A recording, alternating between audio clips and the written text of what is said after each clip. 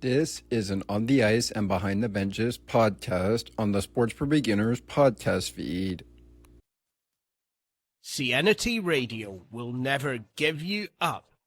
They will never let you down, nor will they run around or desert you. So join Nick Astley for The Melting Pot every Saturday on CNT Radio. Hang on a minute. He's not Nick Astley. Oh, jings, I've done it wrong. Anyway, just join Nick for The Melting Pot on CNT Radio.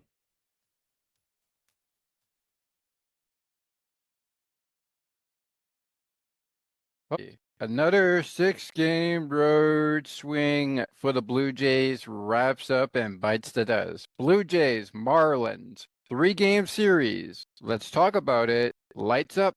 Let's go on Blue Jays game recap, which starts right now. Welcome to Sports for Beginners. This is the show where I cover the Pittsburgh Penguins, Toronto Blue Jays, and take you on a journey through the world of sports. From the fans' perspective, here is your host, Scott McGregor. Let's have some fun.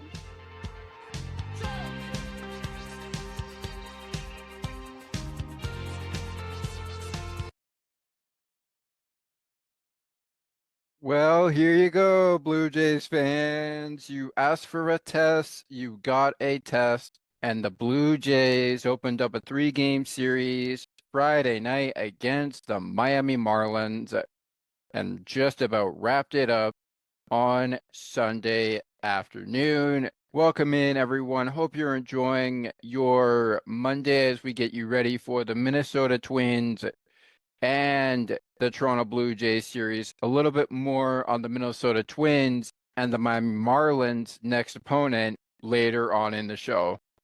I am, of course, the host of the program, Thomas McGregor. Be sure to follow us on our Facebook pages, Sports for Beginners, and of course, the latest updates on the Ice and Behind the Benches. Now, this series between the Marlins and the Blue Jays proved to be quite the challenge. But to many of us, we would accept that a challenge. The Blue Jays and the Marlins, on the other hand, well, did they accept a challenge? Yes, they did. Did they succeed in the challenge? Debatable. Managers, as always, are John Schneider for the Blue Jays and Clayton Mikola or Clayton MC. Now, apologize, Clayton, if I can't say your last name right, but I will try my very best. Because we're covering all 3 games, this show will start with Game 1, Game 2 will follow after a break, and Game 3 will be before our final break where we set up Minnesota Twins, Blue Jays, and the Miami Marlins with the team to be named later in the show as they begin a series with their next opponent we will talk about later in the show. Now, usually I would start with the defensive alignment. I'm going to do that, but when we get to game 2 and 3, we're just going to start with outfield, infield, and who the matchups for the pitchers are. We're not going to say who the lineup is, but we are going to say what field position the players played before we dive in to the games. First things first for the Blue Jays and the Marlins in the pitching matchup, as the Marlins would send Ryan Gusto on the hill against the pitcher for the Blue Jays in Shane Bieber. Shane Bieber would be on the mound after 507 days of no Major League Baseball starts. His last outing was April of last year's season, where he ended his season due to Tommy John surgery. We could talk about that, but let's refrain from talking about it since Shane Bieber was just starting out and made his Major League debut back with the Blue Jays after 570 days. I should say 507 days away from the Major League field. He would go up against Ryan Gusto for the Miami Marlins, who currently, coming into this start against the Blue Jays, was at a record 7-5. Now, Shane Bieber, obviously, this being his first time in the major leagues, his record is still 0-0.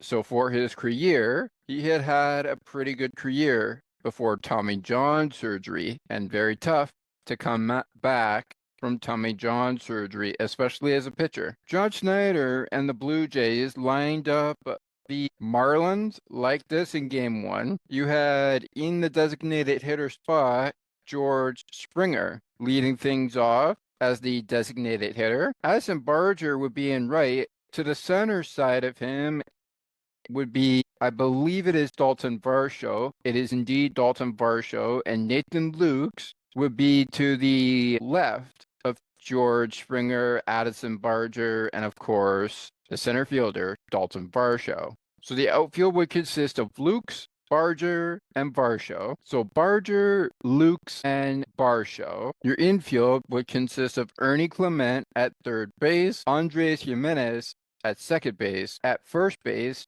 Ty France, and while Alejandro Kirk is catching, Shane send out Ty France for the first base line. How does Clayton counteract the Blue Jays in the first of a 3-game series? Well, as manager of the Marlins, a team like Clayton and the Marlins counteract with in the infield, second baseman Xavier Edwards, catcher for Ryan Gusto in Liam Hicks. First baseman would be Troy Johnston, Javier Sanoa. I'm going to go with JS for short, would be at third base. And in at short would be Maximo Acosta. That's an interesting name for center field. The outfield would consist of D. Hill, otherwise known as Derek Hill. In at right, we would have Jacob Marcy. He would be in at right field. Center fielder, of course, Derek Hill. And meanwhile, in left, it would be Heriberto Hernandez. So H. Hernandez, for short, would be the left fielder alongside Derek Hill and Jacob Morrissey, or Jacob. Apologize, Jacob, if I'm not saying the last name right, just like the manager Clayton. Okay, so the Blue Jays' first game lineup is out. This, of course, taking place back on Friday, August the 22nd. And how does Shane Bieber and the Blue Jays do? Well, the process is pretty cool. Here is the line score for game number 1 of this 3-game series. It starts out with the Blue Jays going 5 runs, 8 hits, no errors. The Marlins cost themselves the game, or so it feels like it. An error, 4 hits, 2 runs. The winning pitcher, of course, is, in fact, Shane Bieber. His record now 1-0 on the season. Ryan Gusto goes from 7-5 to 7-6 in terms of record, with the 28th save going to Jeff Hoffman. And the Blue Jays, ladies and gentlemen, have taken their win streak to 75 and 54. 75-54, the record for the Blue Jays heading into game 2 of this 3-game series. Meanwhile, for the Marlins, with that loss, 5-2, they go to 60-68 and are currently 3rd in the National League East Division. Now, let's get us all up to speed, shall we? How does this go down? Well, the Marlins see the Blue Jays kick things off with a 3-run top of the first inning, with Dalton Varsho making his 8th double of the season. On a sharp line drive, Bo Bichette will score, Alejandro Kirk will go to third, and the Blue Jays will score 1 run. It is 1-0 Blue Jays over Marlins. 1-0 Blue Jays. Next batter, Ty France. Singles on a sharp ground ball. Alejandro Kirk will score, Ty France gets out at second base, but Dalton Varsho also on the score. And the Blue Jays, despite getting Ty at second base out by the Marlins for the final out of the inning, would score two and take a 3-run lead out of the top of the first inning to go up 3 runs to 0 over the Miami Marlins. Bottom second, Sanjoa at the dish. Jason Joa at the plate. Swing and a fly ball into left center field. If it's out of here, it's gone for his 5th homer of the season. And yes, indeed, it is gone. And the Marlins are on the board. Top of the 6th inning. Dalton Varsho. High fly ball into right center field. Alejandro Kirk and Varsho would score. The Blue Jays not only get their 3-run lead back, but get an extra run in with Dalton Varsho's 15th home run of the season on a 2-run shot. It's 5-1 Blue Jays, which means it's a 4-run lead over the Marlins for the Blue Jays. Bottom 8, Maximo Acosta. He's got 1 homer on the season so far. Can he get 2 before the season's over? Yes, he can. It's a fly ball into center field, and it's a solo shot as it marks the only other home run in this ball game for the Miami Marlins, as they would once cut a lead for the Blue Jays, in which at the time, with it being 5-1, Blue Jays would be a 4-run ball game, but after scoring the second run, a solo shot, the Blue Jays would end up winning by 3 runs, 5-2 the final score, in favor of the Toronto Blue Jays. All right, let's have us a look-see at how the teams did comparisons-wise. And just to make a note before we get there, Vladimir Guerrero Jr., as of the beginning of the series, he did come in to play in this series. Unfortunately, he popped out, Blue Jays fans. If you saw in today's ball game, the series finale, we'll get to that momentarily when we get to game 3. But he was dealing with hamstring issue. Now, he did participate in hitting and running activities, so it was nothing serious, Blue Jays fans. But according to the article, Vlad Jr. hamstring participates in hitting and running. He wasn't in the starting lineup for Friday's 5-2 win over the Marlins in the series opener at Lone Depot Park, but he was nearing a return at the time. Guerrero hadn't played since leaving Monday's game in Pittsburgh with what we were calling the injury, left hamstring inflammation. Today was the first day of running and getting after it, Schneider would say, ahead of the game, I believe, on Saturday, August 23rd. He did some running sprints.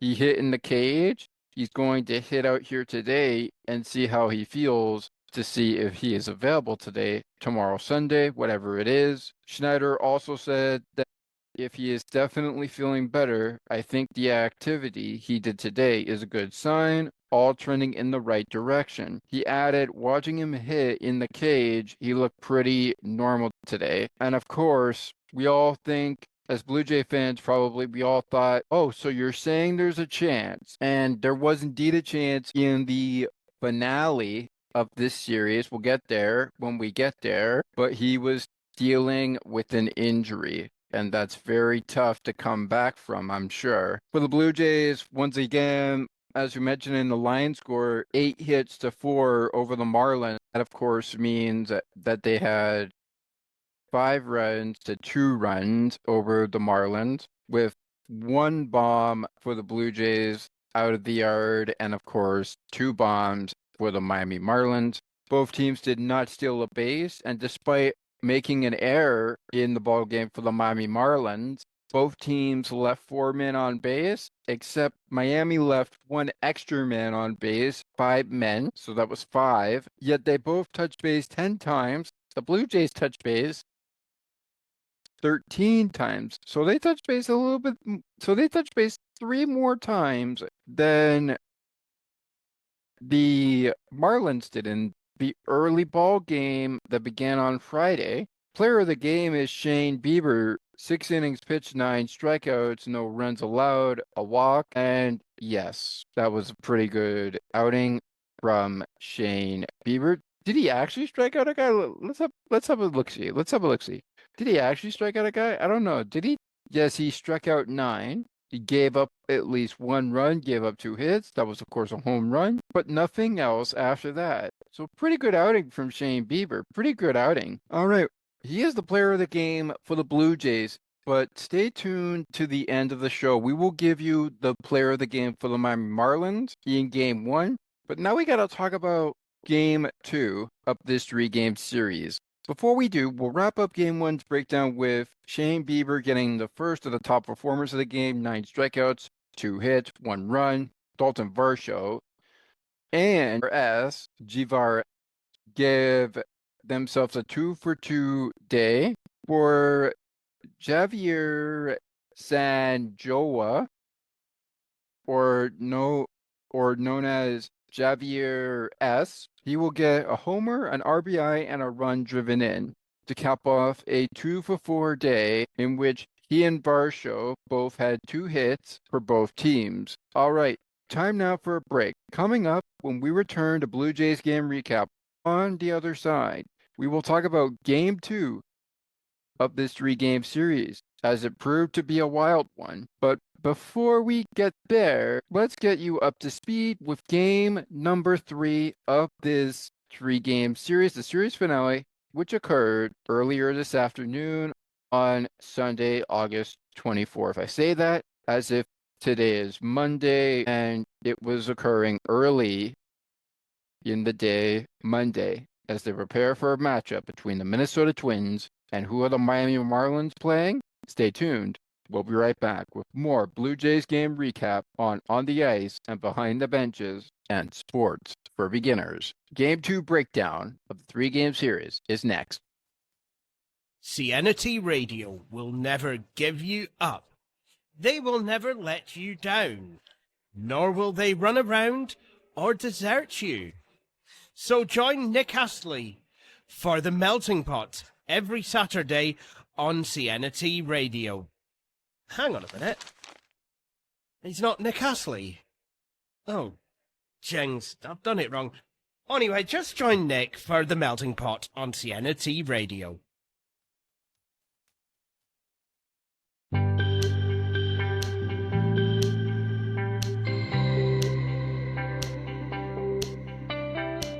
Looking for conversations on the world of broadcasting, sports media, and from time to time, my favorite sports teams?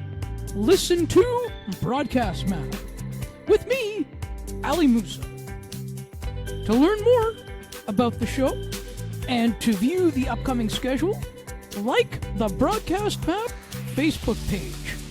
Search Broadcast Map. Looking for a sports podcast that covers sports weekly as well as gets you set up for the day? Check out Weekly in Sports with me, Scott McGregor.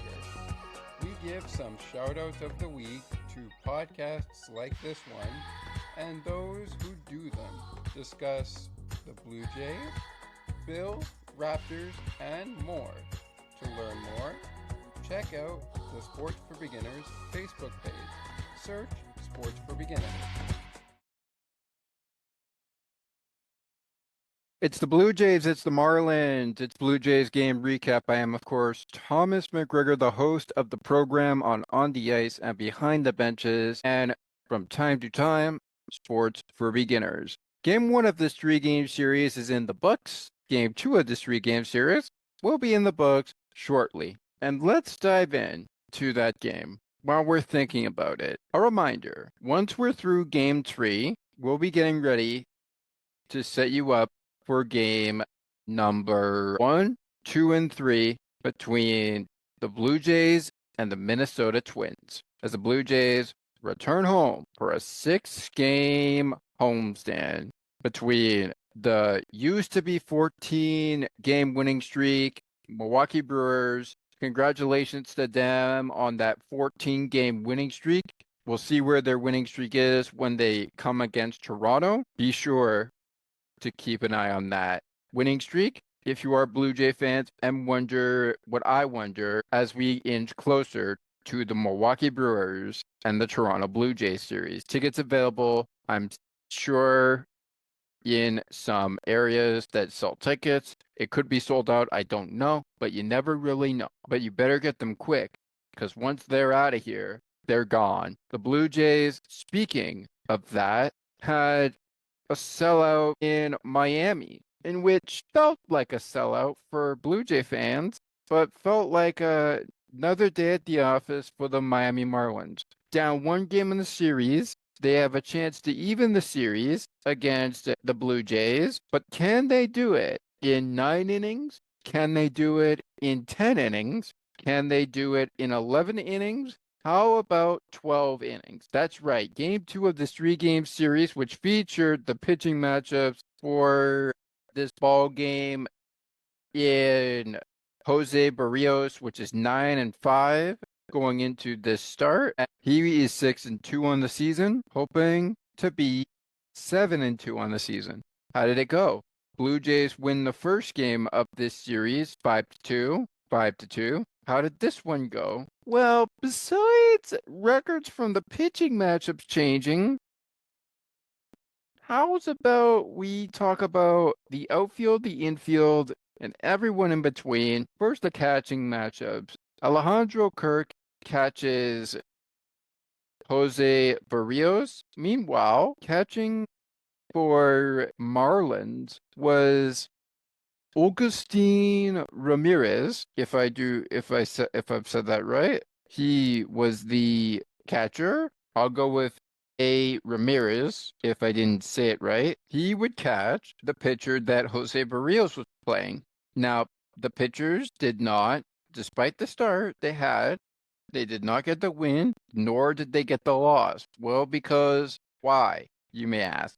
Well, they didn't get the win because they were not in the game when the game got tied at 6, got tied at 5, and yes, got tied at 4. When the Marlins saw a chance to beat the Blue Jays, they took it, and boy, did they ever find a way to take it. The Blue Jays play not 9, not 10, not 11, but 12 innings in which you look at the scorecard that looks like something out of science fiction in baseball terms. In at third base and second base, Andres Jimenez, Ernie Clement, Nathan Lukes remains in left field. Ty France remains at first base. In center field is Dalton Varsho. Bo Bichette is the shortstop. Addison Barger in right. And George Springer is leading things off for the Blue Jays. Now, Tyler Heidemann did come into this game for the Blue Jays to pinch run and play catcher later, as well as Miles Straw came into play left field and pinch hit for Nathan Lukes. Meanwhile, on the other side of the diamond, despite the catcher being Liam Hicks, is replacement of A. Ramirez for the catching duties to give him a little day off. Liam Hicks would remain in the game to play first base. Jacob would remain in the game to play center field.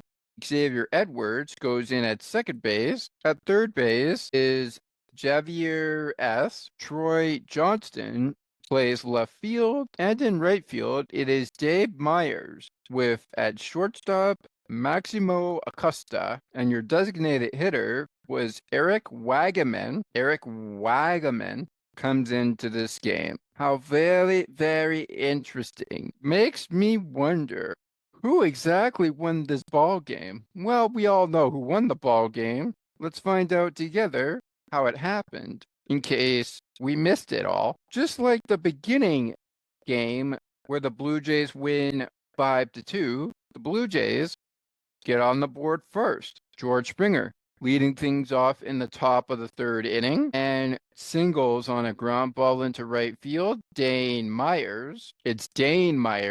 Nathan Lukes scores. Andres Jimenez goes to third base. 1-0 Blue Jays after 3 innings of play. Top of the 6th inning, Alejandro Kirk at the dish. Doubles for his time of the season. His 14th double of the season. Dane Myers to make the play. Bo Bichette sees Addison Barger score him to third. And with Addison Barger scoring, Bo Bichette goes to third base. The Blue Jays are up 2-0 on the Marlins. It's now 2-0 Blue Jays. Still in the inning. Miles Straw walks. Bo Bichette scores. Ty France and Alejandro Kirk change bases. Alejandro Kirk goes from second to third, and Ty France goes from first base to second base, with Miles Straw going from home plate to first base. 3-0 Blue Jays. Top of the 6th inning. Moves to the 7th inning. Springer Dinger. Springer Dinger, as many Blue Jay fans would say, and that's his 22nd home run of the season on a fly ball right into center field. The Blue Jays are up 4-0 on the Marlins in the top of the 7th inning. A solo shot to widen this lead to 4-0 over the Marlins. The Blue Jays have a 4-run lead, hoping to close things out. Here we go, fans. This is where things get tricky. Troy Johnston, bottom of the 7th, a line drive single into center field. Liam Hicks will score. Eric will go to third base. It's 4-1. Marlins down by 3. They were down by 4 runs. Now they're down by just 3 runs. Still in the inning. The Marlins challenged the tag play on the field, and it was upheld. Javier S. doubles for his 15th double of the season on a sharp line drive into right field. Eric Hughes scores. Troy Johnston out at home plate on the throw by Miles Straw. Bo Bichette to the catcher Alejandro Kirk. It's a 3-run lead cut to a pair as the Blue Jays lead 4-2 over the Marlins. It's 4-2 Blue Jays over Marlins. Still in the inning. Singles on a line drive into center field, and Dalton Varsho making the play, but Javier S. scores. Dane Myers to second base, and this is getting interesting. It's now 4-3 Blue Jays over the Marlins. A 4-run lead has been cut in half to a 1-run lead. It's 4-3 in the bottom of the 7th inning. Bottom of the 9th approaches, and it's Javier S. with a single on a ground ball into left field. Derek Hill scores, and the Blue Jays' 4-run lead has evaporated into a 4-4 tie, with the Marlins tying it in the bottom of the 9th. We need free baseball. Top of the 10th inning, Ty France swings at a sacrifice fly right into right field. Bo Bichette will score. Tyler Heidemann into the game. He will go in to third base. 2 outs. Blue Jays take back a 1-run lead after losing a 4-run lead in the bottom of the 7th inning to the bottom of the 9th. Speaking of the 9th, bottom of the 10th, Jacob At says, "You think it's that easy, Blue Jays? Not on my watch, it don't." And he gives the Blue Jay fans something to worry about. That's his 9th double of the season. Otto Lopez scores, and just like that, we're dead even again at 5-5. 5-5 the score. It's the Blue Jays 5, the Marlins 5. Bottom of the 11 to the top of the 11 we go before we hit to the bottom of the 11. Andres Jimenez singles on a ground ball into left field. Miles Straw will score, but that will be all the Blue Jays will get.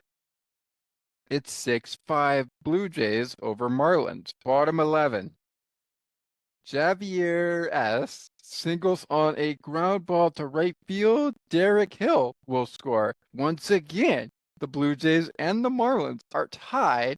This time it's when will this game end? Both fan bases are wondering. Top of the 12th, folks, and it's Bo Bichette for the win, Blue Jays fans, on a line drive into left field. George Springer scores, and the Blue Jays escape Game 2 extra inning thriller of a 3-game series with a sacrifice of a bullpen day that ended up winning the competition and beat out the Marlins with a chance to clear the series and take all 3 games. They take 2 out of 3, beating the Marlins in 12 innings, 7-6.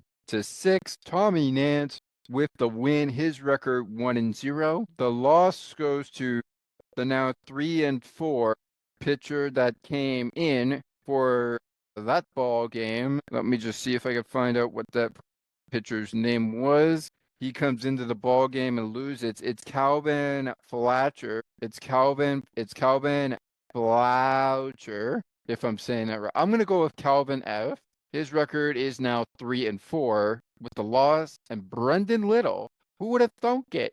He and the Blue Jays with Bo Bichette not only give Brendan Little his first ever save of the season, but also exit Miami in Game 2 of the 3-game series with an extra inning thriller to remember. But for the Marlin fans, it's really just an extra inning thriller to forget. Let's go to the team comparisons for this game. The Blue Jays and the Marlins. In terms of team comparisons for this game, 7 runs on 11 hits, 1 bomb for the Blue Jays. That's George Springer. You're welcome, Blue Jays, for the Springer dinger. Touches base 17 times, excuse me. The Blue Jays steal a base. 3 bases are stolen by the Marlins, though. Both teams left 9 men on base, but the Blue Jays an extra man on base. 10 men stranded in this ball game, despite committing an error, their first of the series. And speaking of errors, the Marlins committed an error in Game 1 of this series where they lost 5-2. This would be their second error of the series, and it is another 1 error committed for the Marlins. So an error committed by the Blue Jays, an error committed by the Marlins.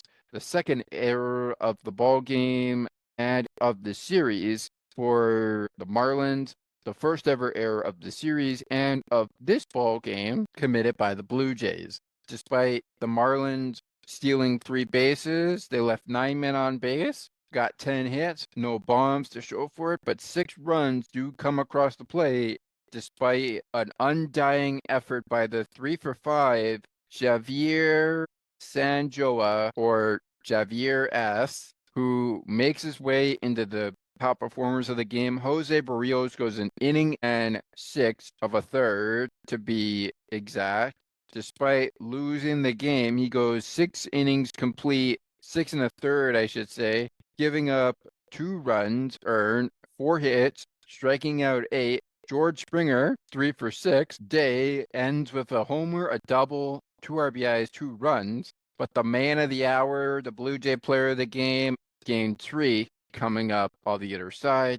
We'll do the Marlin player of the game for the victory and the Blue Jay player of the game for the loss. What was the number of the runs for the afternoon finale? Hear that on the other side.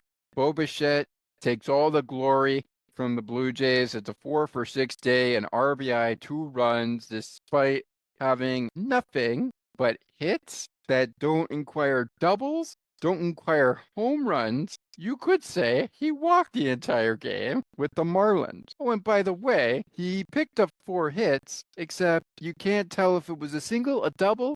You could say he walked, but he didn't walk. So it was either a double, a triple. Either way, he got on base. Bo Bichette, well, he did it all right. He did the Blue Jays a favor. He did defense and he did offense. And the way to win a championship series, like the World Series, the Super Bowl, the Stanley Cup, you name the trophy, and this ain't no false claim or fake news. defense does win championships. And if you could do it with the bat and you could do it with the glove, like Bo Bichette did in a 12-inning final, you're almost saying, holy macro, if you're the Blue Jays. If you're Johnny of Gate 14, and I'm sure he's probably going to be listening into this, so I'm not going to try to quote you on this, but I'm as shocked as you.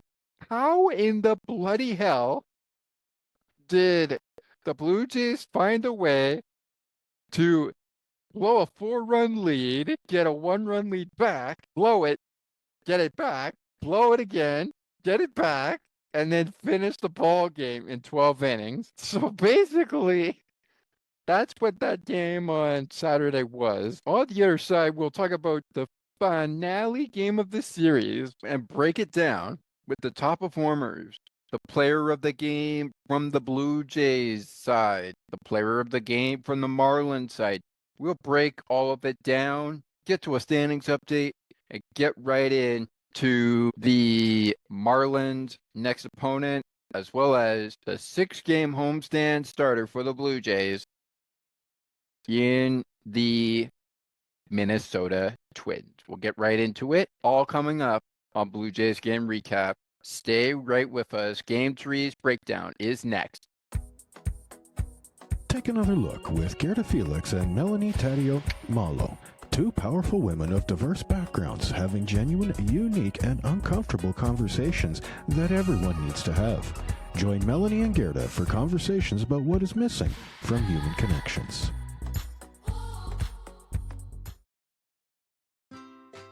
Looking for a good hockey podcast that covers your favorite hockey teams and mine?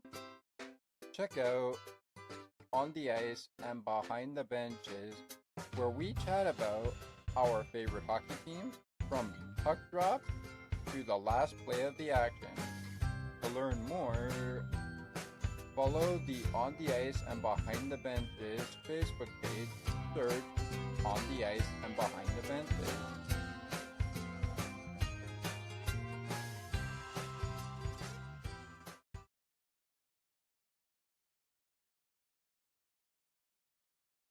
Well, that was a fun game to break down, and we still got one more game in this 3-game series. Welcome back to Blue Jays Game Recap, everybody, on the program Sports for Beginners, On the Ice, and Behind the Benches. Boy, you only have one more game to talk about, and then we can get to the fundamentals of this entire series. We've already mentioned that the Bo Bichette ball game, of which the Blue Jays now have a 2-game lead over the Marlins, with a chance to clear the series, or rather sweep the Marlins, is in progress. They have taken it 5-2 in the opener Friday night, and they've taken Saturday's game in 12 innings. Wow. So 7-6 in 12 innings and 5-2 in regular baseball on Monday. I wonder what happened on Sunday afternoon's game. Let's dive into it. Okay. No, that's the record it is now with the Blue Jays going in. It was 76-54, the record for them going into the series finale, with a chance to move to 78-54. They would not only sweep the Marlins, but they would also have Minnesota on their mind and take note of being 3-game sweepers over the Miami Marlins. Did that happen? On the hill for the Blue Jays in game number 3 was Kevin Gausman, who coming into this series was 8-9. He would go up against Yuri Perez.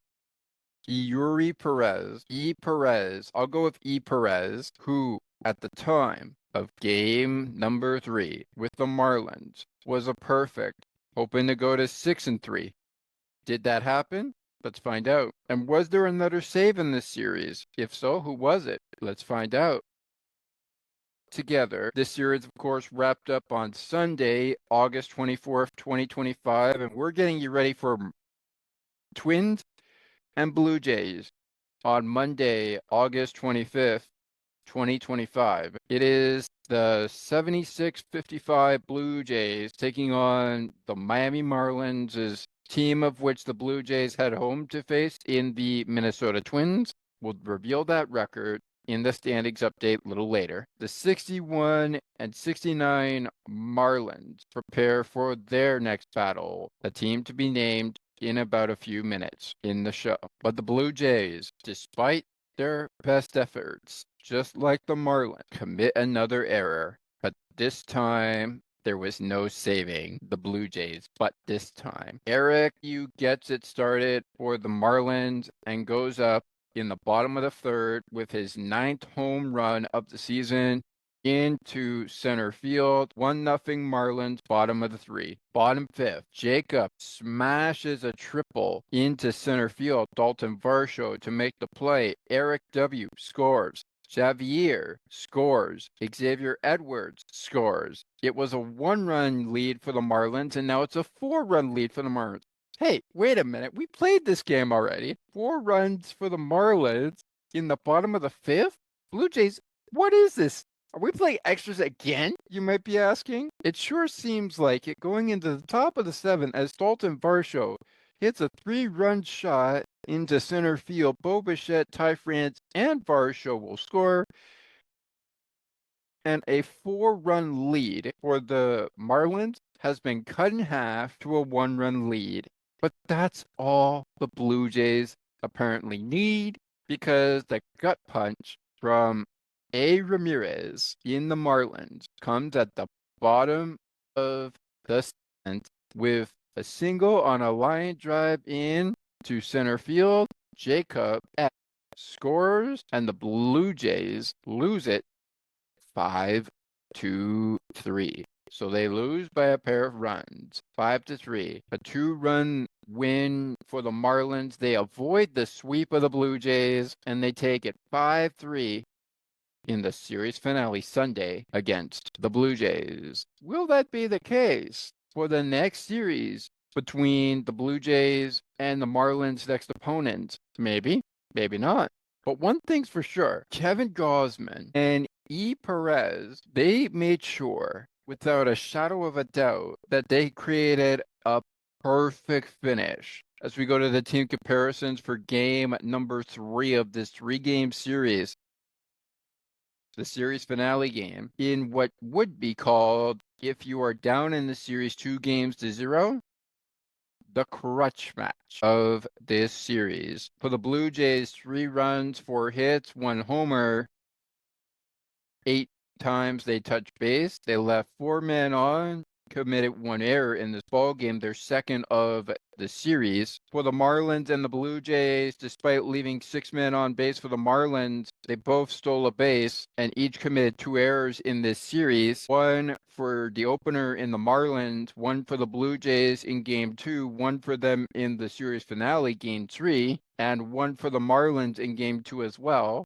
Despite touching base 16 times in game 3 of this series finale and tallying just 10 hits to 5 runs, with only both teams getting a stolen base and a bomb. The top performers of this game, all Miami Marlins, and E. Perez is leading the charge with 6 innings complete, 4 strikeouts, 2 runs earned, 3 hits given up. But it is Eric W. and Jacob M. with a 2-for-4 night, I should say 2-for-4 day, with a triple, a double, 3 RBIs, runs scored, bomb, an RBI, and 2 runs scored for Eric W. And the Blue Jays fall to the Marlins. They fall to the Marlins 5-3. That is gonna hurt Blue Jays fans. However, is it too damaging as the records going into both teams' next series change? Maybe, maybe not. You never know. And speaking of next series, we're going to get into the Blue Jays game 3 player of the game and the players of the game for game 2 and game 1 for the Miami Marlins in just a bit. But before we do that, let's get you up to speed with both teams' next series. And boy, do they look like fun ones, depending on who you ask. The Marlins are at home for 3 against the Cardinals, in which they took 1 out of 3. They also take 1 out of 3 against the Blue Jays. So 2 series, 1 out of 3 winners for the Marlins, 2 out of 3s for the opponents. Makes you wonder, what will the Marlins do with the Atlanta Braves in town as their 8-game homestand featuring the Cardinals, the Blue Jays, and the Braves wraps up on Wednesday at 1:10 p.m. Eastern Time, but begins 2 more night games at 6:40 p.m. Eastern Time, starting Monday, August 2025, continuing Tuesday night as part of Taco Tuesday, presented by Polar Premium Beer, and it's back at the park, sponsored by Tito's whole handmade vodka. Now there's a theme night for all you drinkers out there. That will be fun. Speaking of being fun, it's Marlins Seniors Day, presented by Delta in the closeout on Wednesday, August the 27th. Then the Mets come in to host the Braves as part of a 4-game series, leading us into the last month of the season, where they'll play 3 against the Washington Nationals after a 4-game set in New York against the Mets. Oh, what a time for crap. The road stand begins Thursday, continues into Sunday, and wraps up on September the 3rd with an off day on Thursday, the 4th of September. Oh, goody. They get an off day before beginning a series of 3s and 4s with 3 against the Tigers, 3 against the Phillies, 4 against the Nationals. Oh, and speaking of the Nationals, they play in Washington to begin September. So 3 in Washington, 4 in Minnesota. So it's 3 in Washington, 4 in Miami to begin September. Interesting. So what's that? Another 8-game homestand? 3 games against the Phillies. That's 3 games played already. 4, 5, 6, 8 from the 4-game series of the Nationals at home. Since you've already played 3 with the Phillies, then you played your 4th game, your 5th, your 6th, your 7th game against the Nationals for the homestand. 4 games. You played your 8. It's a 10-game homestand with the 3 games of the Tigers wrapping it up. And then it's a small homestand in the very last day of the season. It's a weekend set against the Mets with the final road stand, beginning with the Rockies. Yeesh. It's a tough one for the Marlins there, folks. It's a tough one. It is a tough one. But never say never. The Marlins are in good graces right now. As far as the picture is concerned, they are in good graces right now. So never say never. You never know. Things can change on a dime, and sometimes they're good, sometimes they're bad.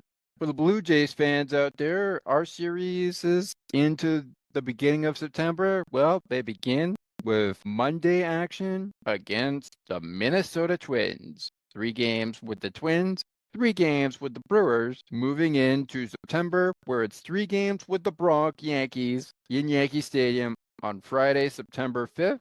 But before that, why not make a trip to Cincinnati for a Monday filled with playoff aspirations? And the Blue Jays, after an off day, on their way to the Bronx to play the Yankees one final time, get ready to open up a homestand with no off days in between series. It's 3 games with the Astros, 3 games with the Here They Come Orioles, Baltimore Orioles, and then off to wherever Tampa Bay is playing to play Tampa Bay Ray baseball in Tampa Bay one last time before the Kansas City Royals play 3 with the Blue Jays one last time. And then Tampa is on his way for Fan Appreciation Weekend. But before that, it's Boston to wrap up the series with the Blue Jays once and for all. So a lot of series finishing up, and this means we are basically at the finish line, folks. We are at the finish line. We'll save our standings update, wildcard race, and the standings in general for the divisions for the other side. Our players of the game for the Marlins, Game 1, Game 2, plus our player of the game for the Blue Jays in Game 3. That's coming up next when we return to Blue Jays game recap. We're setting you up for Twins and Blue Jays on the other side with the standings update and the players of the game for Game 2, Game 1, and Game 3 of this 3-game series finale as another 6-game road stand for the Blue Jays wraps up. You're listening to Blue Jays game recap on Sports for Beginners and on the ice and behind the benches. Players of the games for the following teams. Next. CNT Radio will never give you up. They will never let you down, nor will they run around or desert you. So join Nick Astley for the Melting Pot every Saturday on CNT Radio. Hang on a minute. He's not Nick Astley. Oh, jings, I've done it wrong. Anyway, just join Nick for the Melting Pot on CNT Radio.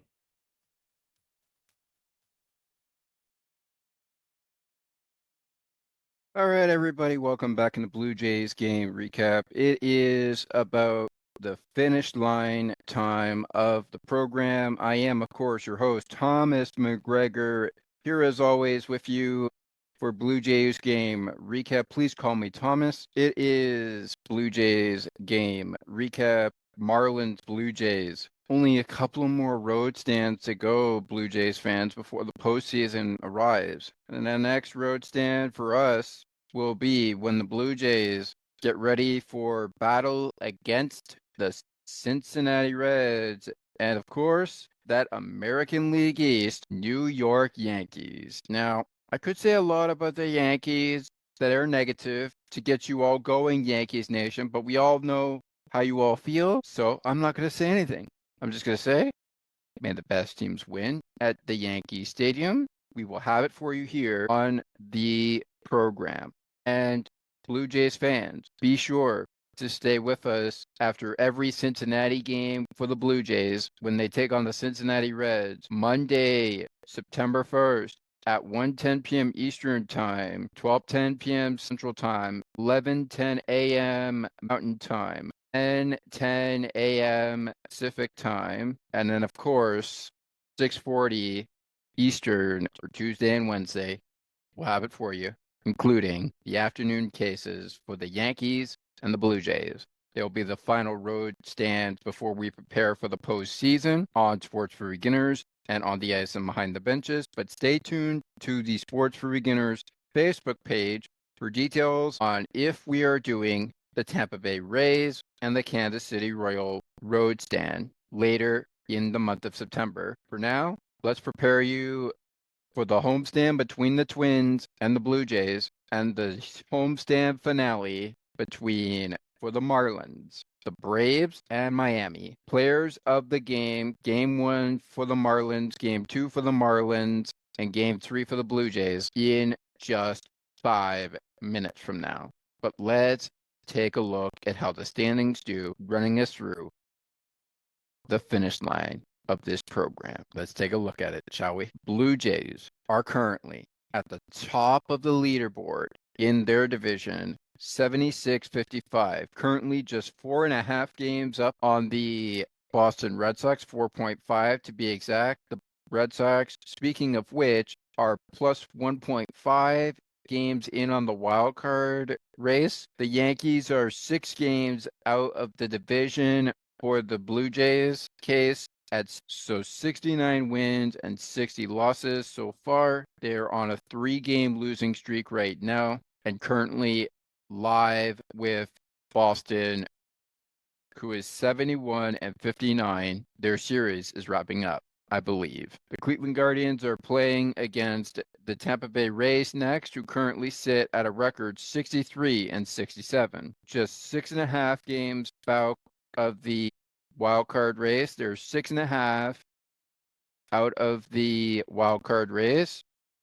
12.5 games out of the division. And I mentioned the Orioles. They're getting on a run. But is it too little too late for the Orioles? They're at 60-70 with 15.5 games out of the division and 9.5 out of the wild card race. Could they be out of it? Maybe, maybe not. With us wrapped up on the Marlins side and the Blue Jays side, as they prepare for the Twins and the Braves, their records heading into those matchups will be 61 and 69 against 59 and 71, which is the record for the Atlanta Braves series against the Marlins, who are currently 10 games out of the wild card race, 17 games out of the division for the Atlanta Braves. Meanwhile, from the wild card standpoint, we have an 8-game out Miami Marlins, and they are only 15 games out of the division right now at 61 and 69. Just 7 games out of the Philadelphia Phillies division for the New York Mets case at 69-61 are the New York Mets, and they are already in the wild card race, but they are not looking for the wild card race. They are looking for you, Philadelphia. They are looking to take over your spot in the National League East. Can they pull up an upset and take the first place spot? I don't know, but it looks like it'll be interesting. The series begins Monday, and they're against each other. Meanwhile, the Yankees will be playing next the Washington Nationals, who are 53 and 77, just 23 games out of the division, with 16 games out of the wild card race, currently 5 and 5 in their last 10 games. And while Miami faces Atlanta, Philly will take on the New York Mets in what will be an interesting showdown.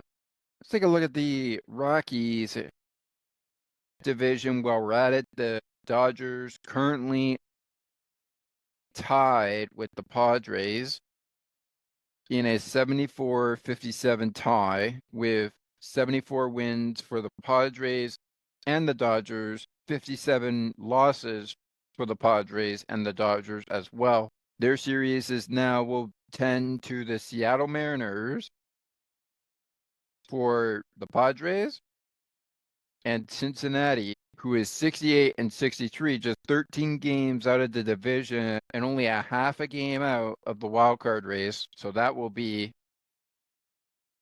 a tough series, but maybe the Cincinnati Reds will find a way into the wild card race and end up taking some wild card spots. Could be the third wild card spot in the National League. It could be the second place wild card spot in the National League. You never know. Speaking of wild cards, San Francisco, up to now, seems to be pulling a lot of power, but it seems like they want more. They are only 11 games out of the division against the Padres and Dodgers, and they'll be facing off against they'll be playing against the 76-55 Chicago Cubs, who are 5 games out of the division right now against Milwaukee, and just plus 6.5 games out of the Milwaukee Brewers wild card race. So they are in the wild card race right now, and they're going against the San Francisco Giants. Milwaukee is going up against the 64-67, 5.5 out of the wild card race Arizona Diamondbacks, who are just 10 games out of the Dodgers and the Padres division that they are in. And the Houston Astros, well, Colorado, the season may be over, but you never know what will happen. 37 and 94, 32 games and a half out of the wild card race, 37 games out of the division. Yeesh. It's pretty much over, but you just never really know. We are in the clutch point of the season. We are there, guys. August is almost up, and that means it's about time for September baseball, which also means that eliminations are occurring. I wish we could talk about the American League Central, the American League West, but it doesn't look like we'll have time for that. So let's get into our players of the game for the Miami Marlins in Game 1 and Game 2 of this series. And no matter how you slice it, Miami Marlins fans, I actually think Javier Senjoa, or Javier S, as I call him, had a really good game. He's my Miami Marlins player of the game despite losing to the Blue Jays 5-2. But I think you gotta also give some credit to Ryan Gusto. Yes, yes, I know, I know. Before you all say anything, I know. It seems like that's a small point to bring up, but just hear me out, okay? Yes, he didn't strike out anybody, but there is some good that came out of that outing. He may have given up 7 hits. He may have given up 5 runs, but he was trying his very hardest in front of an attendance record of 14,923 fans in attendance at Lone Depot Park. So he was trying his hardest to give you guys a win. Unfortunately, the Blue Jays were the better team, and they took care of business. The player of the game for me, though, is Javier S. The player of the game for me in the first 2 games, though, is definitely without a shadow of a doubt. Like for me, guys, it's without a shadow of a doubt, Javier S. I mean, 12 innings, and you have Javier S making plays. Javier S. I mean, that is amazing. That's amazing. It's amazing what this guy can do. Remember, they lost 5-2 in the opener Monday. They lost 7-3 barely coming out of a extra inning game of 12 innings. They lost it. But they did not quit in that 12-inning game. They did not quit. And then you look at and I say this with the Blue Jay player of the game being, in my opinion, and we're all entitled to our own opinion, but for me, the player of the game is the guy that did it in extra innings for the Blue Jays. Give it up for a 2-for-3 day for Bo Bichette, a run driven in, 2 hits, no RBI. He did walk in this game. The RBI picker-upper, though, is Dalton Varsho, and he is a close second for me, player of the game. All right, everyone, it is about time to prepare for the finish. We are about set to prepare for the Blue Jays and the Marlins, next opponents. So here we go as we close out the show and get you ready to see you guys on the other side of the Blue Jay homestand when we play the Cincinnati Reds on the road in Cincinnati. That'll be our next Blue Jays game recap road swing. I'll be here with you for that game, and I'll be here with you for the Yankee series as well in September. Just a reminder of when it all starts, September 1st at 1:10 p.m. Eastern in Cincinnati. That'll be our next road trip for Blue Jays game recap. Hope to see you all then. Enjoy the homestand. Here we go. Your pitching matchups, Blue Jays fans and Marlins fans. For the Marlins, it will be Edward Cabrera, 6-7, hoping to be 7-7 with a win over the Braves, versus the 5-11 Spencer Strider, hoping to be 6-11 with a win over the Marlins. For the Blue Jays, as you heard on Sportsnet, it is indeed Max Scherzer, the 4-2. Mad Max Scherzer, 4-2 is the record. He'll take on a 12-6 record of the pitcher for the Minnesota Twins, Joe Ryan. So it is 31 versus 41 in the opener against the Minnesota Twins. Bassett and Ober will get the start in Game 2 of the series. Bailey, Ober, and Chris Bassett for the 7:07 Tuesday start. And it'll be Eric Lauer versus a pitcher to be named probably by the end of Tuesday's contest against the Minnesota Twins. Ryan Gusto's next start will be against Carson Wentz in their finale on Wednesday at 1:10 p.m. Eastern, August 20th. And it'll be a 4-4 Joey Wentz versus Ryan Gusto, 7-6. The 8-2 Eric Lauer will be pitching a pitcher to be named later, probably by the end of Tuesday's ball game against Chris Bassett. For the Marlins, their rubber match will be Sandy Alcantara. He'll take care of the 4-0 Atlanta Brave, Hurston Walderup.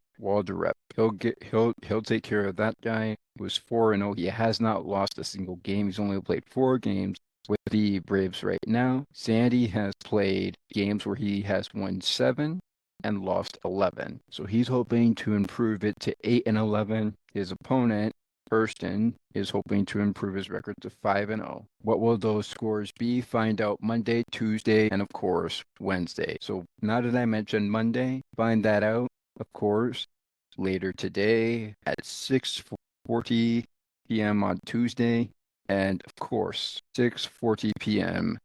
in Miami. It is Strider versus Edward Cabrera. It is Max Scherzer versus Joe Ryan. Those are your matchups. Enjoy the ball games, everybody, and have yourselves a great week. Blue Jays fans, lights up, let's go. We've taken 2 out of 3 after being 1 out of 3 with the Pirates, if I'm not mistaken, in this road series. The games don't come any easier now. Here come the tests. Milwaukee and Minnesota. The next homestand, Houston is Baltimore after that, and then Boston and Tampa Bay, the last homestand of the season. Sure to be fun ones, but we are with you for Cincinnati and New York Yankee baseball next time on Blue Jays Game Recap. 3 with Cincinnati, Monday, Tuesday, Wednesday, and then, of course, Friday, Saturday, Sunday with the Yankees. My name is Thomas McGregor. Please call me Thomas. We will see you after Cincinnati and the Blue Jays play Game 1 in Cincinnati on September 1st. Enjoy the ball games. And remember, the beautiful thing about baseball is we get to do it all over again. Peace. Enjoy your week, everyone.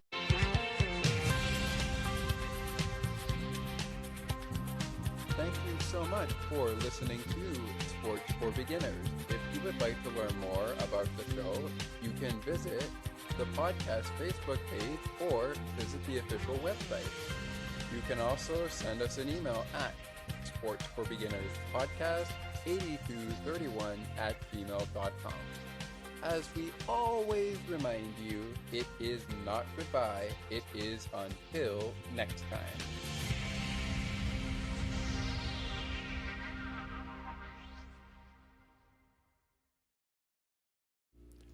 Thank you so much for listening to the On the Ice and Behind the Benches post-game show on the Sports for Beginners podcast feed. Remember, everybody on the Ice and Behind the Benches, to join Thomas every Tuesday for weekly episodes of your favorite ice content, from the drop of the puck to hitting the showers. We thank you for joining us.